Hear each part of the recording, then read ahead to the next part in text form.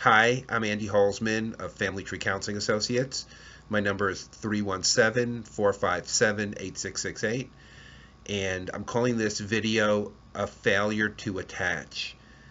What brought this up was recently I saw an obituary in my local paper, and the obituary made me sad. It made me sad because not because I knew the person or anything of any personal connection, and it was a very interesting obituary, quite long, a very accomplished person who did a lot in his life and was well respected. What made me sad about this was my own experiences with people who have very accomplished parents. So the reason why I'm calling this a failure to attach is sometimes when someone does a lot and they're very interesting and interested in the world, and yet they have children, they have a wife, children, or a husband and children, they may not be there for their child or their children in the way that creates a healthy family system. Family of origin, family systems are very important in how we see the world, and that's pretty consistent from the decades of study. The psychologist John Bowlby has identified three ways that people attach. One is a secure attachment, the other one is an anxious attachment, and the third is an avoidant attachment.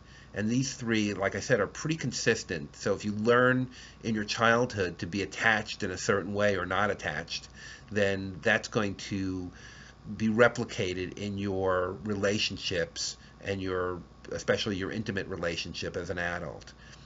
Often I will talk to someone whose parent was like in this obituary, someone who had a parent who did a lot, was there for other people, worked a lot, would be at the drop of a hat, go out and help someone, fix something.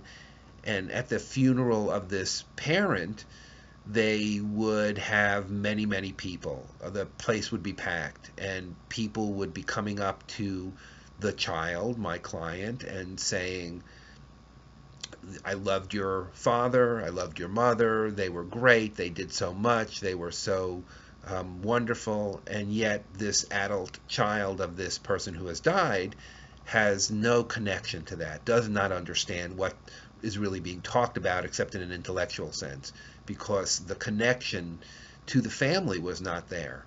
And that's my concern. So as I mentioned, there are three possible ways to attach or not attach. And the secure is, as it sounds, the most healthy. This is the person who can connect with their partner as an adult because they learned as a child that support, safety, trust is going to be consistently and securely there.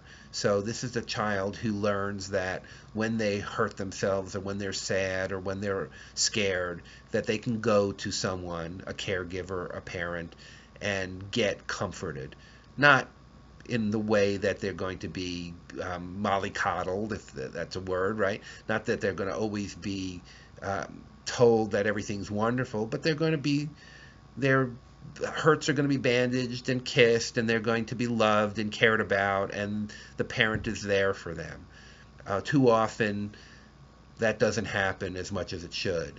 So this is a secure person who has that connection and is comfortable because of that secure connection to parents to being independent and individualized and being able to go out and make their mark in the world, whether as a child or as an adult. They feel secure. They feel like life is safe and things can be trusted and the world can be trusted.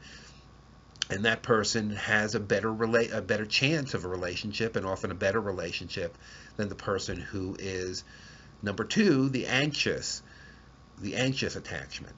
And the anxious person is a person who feels loved, but it's not consistent. And if it's not consistent, then what they learn is that they're scared a lot of the time. They're anxious a lot of the time that they're going to get their needs met. So this person is very needy and may act out and throw tantrums and feels insecure and unsafe that their hurts will be bandaged and their boo-boos kissed and their fears will be quelled because the parent is not there consistently. The parent may be working too much or maybe too childish or was neglected as a child themselves. So they just don't know how to be there consistently and they get frustrated with the child's needs. And so this just creates more neediness. This is the kind of child who I've heard a parent say will hold on to their legs and not let them go anywhere, or will throw tantrums on the way going somewhere and then be sullen when there.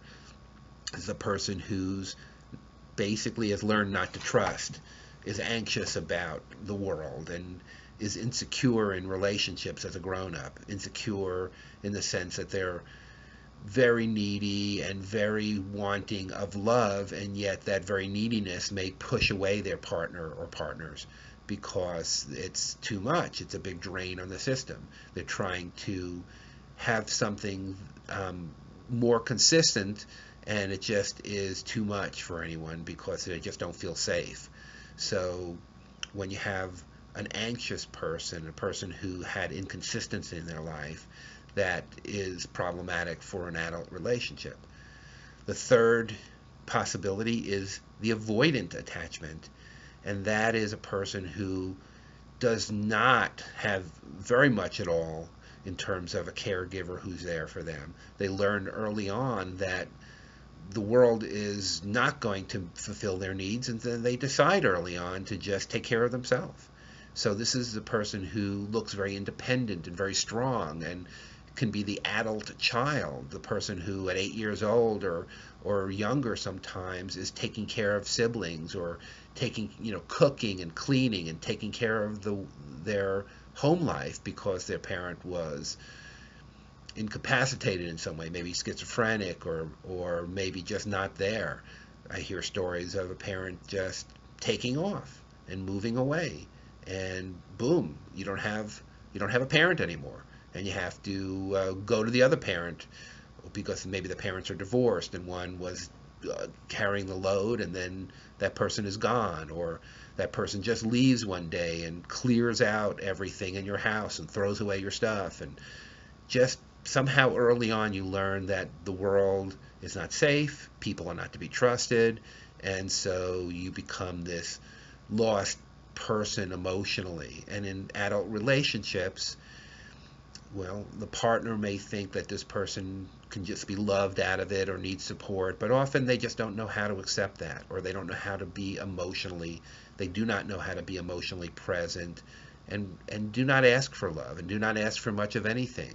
There's some part of them that wants that, and they just are not going to be able to show it. So this is a person who is in a 20 or 25-year marriage, and their partner really doesn't know who they are, really doesn't know them emotionally. They might be great workers, they might be good at functioning, but they're not emotionally present. So those are three possibilities in relationships. There's a secure attachment, which leads to a healthier type relationship. There's the anxious attachment, which is not healthy much at all because that person is pushing their partner away, and it's impossible to fill that needy hole.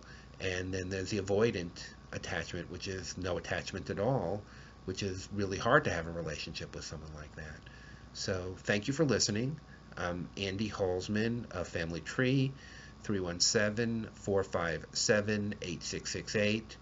aholzman2@comcast.net is my email. That's aholzman2@comcast.net. Again, thank you for listening, and if you are interested in talking to me, please feel free to call or to email me. Thank you.